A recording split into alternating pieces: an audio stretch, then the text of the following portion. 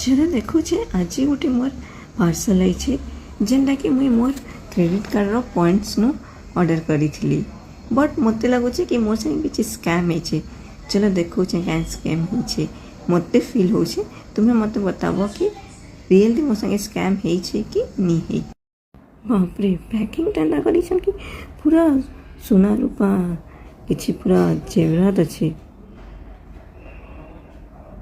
इटा है Ashtavinayak pure organic cow ghee but इटा एते लिक्विड अच्छे ना माने मते डाउट लगुचे कि रियल प्योर काउ घी है कि किसी ऑयल मिक्स कर देछन कहीं कि मुई तो सब बेले A2 घी यूज करसी जेनटा कि पूरा थिक थीसी आटा सब बेले A2 घी कांच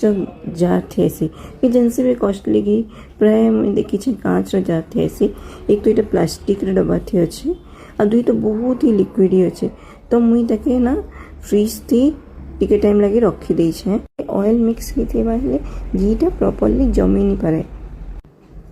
बट इटा पूरा जमी जाइए तो मुझे जानी नहीं पार्बार कि इटा माने प्योर घी है कि किसी मिक्सिंग अच्छे तुमके काଣା लगुचे कहब प्लीज।